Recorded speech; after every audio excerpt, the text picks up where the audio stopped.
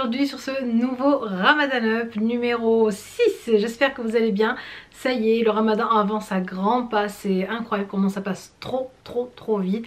Et bien sûr, on se met aussi une grosse pression pour réussir ce Ramadan.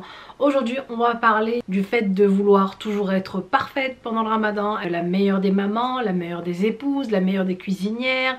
Réussir à lire le Coran à temps pour la fin du Ramadan. Enfin, une pression énorme qu'on se met pendant ce Ramadan. Mais c'est incroyable. Aujourd'hui, on va prendre le temps de se poser, d'en parler. Parce que pas mal d'entre vous m'ont posé des questions à ce sujet en me disant « Asma, s'il te plaît, parle-nous de ça. Parle-nous du fait que on en a marre de vouloir être parfaite. De la pression qu'on a sur les épaules de voilà, faire un Ramadan parfait, offrir le meilleur du Ramadan pour notre famille. C'est humain de vouloir à chaque fois faire le mieux et être le plus parfait possible et la meilleure des mamans et la meilleure des épouses et la meilleure des filles et la meilleure des sœurs et voilà, donc c'est vraiment humain de vouloir toujours le plus. Si le Ramadan dernier j'ai pas réussi à lire le Coran en entier, ce Ramadan je me mets la pression pour le lire en entier, etc. Et c'est pareil dans la cuisine, et c'est pareil dans l'éducation des enfants, c'est pareil dans tout, de vouloir faire le mieux pour tout. Voilà, je pense qu'on est toutes dans le même cas, de vouloir à chaque fois voilà, faire des menus, et c'est pour ça que je vous dis, moi certaines fois j'ai pas envie de me mettre une pression, me faire des menus, de rentrer dans des cases, parce que si j'ai pas réussi à me tenir au menu, je vais sentir une sensation d'avoir gâché un truc ou d'avoir loupé quelque chose, etc. Donc je me fie vraiment à mes intuitions. Voilà, si aujourd'hui j'ai envie de faire ce plat, je fais ce plat. Si j'ai pas très envie de faire à manger, je vais faire un truc super léger. J'ai pas envie de me tenir à un rythme saccadé de menus, de ci, de ça. Donc voilà, j'essaie de vraiment de laisser les choses venir elles-mêmes en fait, jour après jour. Voilà, je regarde ce que j'ai dans le frigo, tiens, ce soir je vais faire ça. Voilà, pas besoin de se faire un menu, de vouloir toujours rentrer dans des cases, d'avoir des agendas. Moi je vois ça fleurir partout. Agenda Ramadan, calendrier. Alors je ne critique pas celles qui les suivent et celles qui les font, ou celles qui se tiennent à chaque jour vraiment à tenir un calendrier. Mais je trouve quand même que c'est une pression quand même incroyable qu'on se donne encore plus que ce qu'on a déjà. Donc voilà, de vouloir rentrer dans des cases, remplir tel jour, ce jour là il a fallu que je remplisse ça. Je sais pas, moi je pense que nos mamans, nos grands-mères, nos arrière-grands-parents ne tenaient pas de cahier. Enfin moi j'ai jamais vu ma mère tenir un agenda pendant le Ramadan, ni faire des menus à l'avance. Voilà, elle rentrait dans la cuisine et hop, voilà, elle a une idée, elle fait un repas, et puis on avait des repas incroyables chaque soir. Voilà, il faut vraiment se trouver un moment pour quand même souffler, relâcher la pression. Se dire que même si c'est pas parfait, même si tout n'est parfait, et puis personne n'est parfait, personne n'est parfait, il n'y a qu'Allah, il n'y a que Dieu qui est parfait, même si c'est pas parfait, c'est pas grave. Demain, je pourrai avoir l'occasion de faire autre chose, de m'améliorer, de le faire d'une autre manière, et puis sans pression tout ça. Faut pas en fait entretenir cette impression de failure en fait, de vraiment de voir en fait échouer.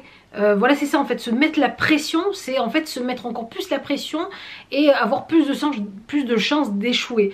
Alors oui, certes il faut s'améliorer, certes il faut essayer de faire de mieux en mieux, etc. Mais sans se mettre la pression à fond, parce que c'est là qu'on fait un ras-le-bol, un burn-out, un j'en ai marre, j'en peux plus, je suis fatiguée, etc. Donc je vais vous donner quelques conseils pour vraiment pouvoir vivre votre Ramadan sans pression, sans avoir à courir partout, avoir 1001 casquettes à la fois. Premier conseil, freinez la cadence, ralentissez, posez-vous. Voilà, prenez le temps vraiment de vivre et ne subissez pas votre vie, ne subissez pas votre Ramadan. Voilà, oh là là, faut que je fasse ci, oh purée, j'ai pas plié le linge aujourd'hui, je dois le faire, je dois faire ci, je dois faire ça. Certes, il faut avoir donc une organisation. Quand on est une maman, c'est obligatoire. Quand on a des enfants, il faut être un minimum organisé, mais tout ça sans vous mettre trop la pression. Faites les choses. Et on en vient à mon deuxième point qui est déléguer. Alors si c'est possible, déléguer les tâches. Moi c'est ce que je fais des fois avec Nergis, c'est souvent, même de plus en plus. Maintenant elle a bientôt 13 ans, donc elle sait qu'à la maison il y a des tâches à faire. Balkis pareil, de temps en temps débarrasse la table.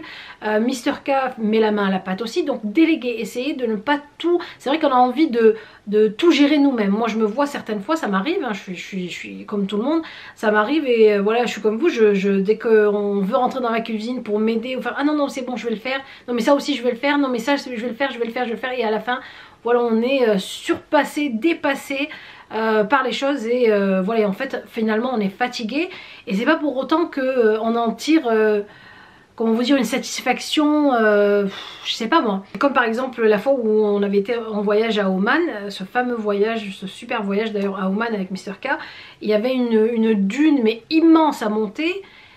Le fait que j'ai pu monter cette dune, mais tant bien que mal, je vous jure que mes poumons ont failli s'arracher, là j'en ai tiré une satisfaction parce que je me suis dépassée et je me suis surpassée et j'ai dépassé mes limites, etc.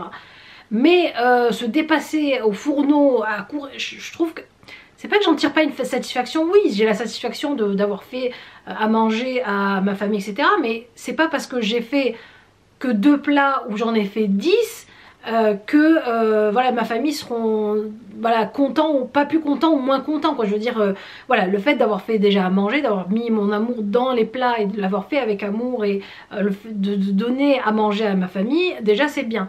Voilà, c'est pas la peine de me mettre une pression à faire 10 plats, à faire ci, faire ça, tiens ce soir je vais encore faire ça. Troisième conseil, arrêtez de vouloir à tout prix faire plaisir aux autres. Écoutez-vous.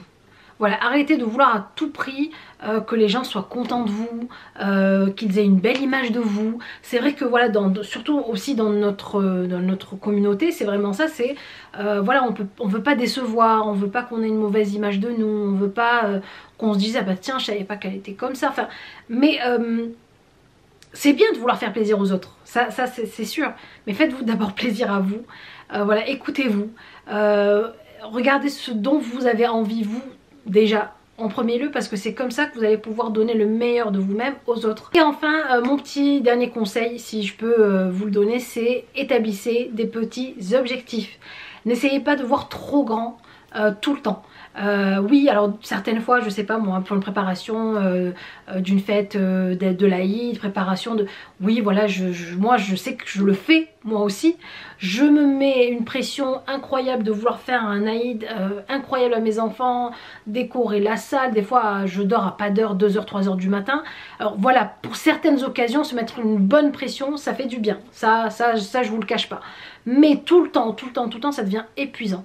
Donc voilà, essayez de d'abord vous écouter, vous faire plaisir à vous, essayez de aussi, ben si ben voilà j'y suis pas arrivée, tant pis, c'est pas grave, c'est pas la fin du monde, j'essaierai une autre fois, c'est pas la mort. Voilà, j'espère que cette vidéo vous aura plu, j'espère que celles qui m'ont posé des questions auront eu leurs réponses. N'oubliez pas bien sûr de cliquer sur j'aime si vous avez aimé la vidéo, de continuer à vous abonner et à bientôt pour un nouveau Ramadan.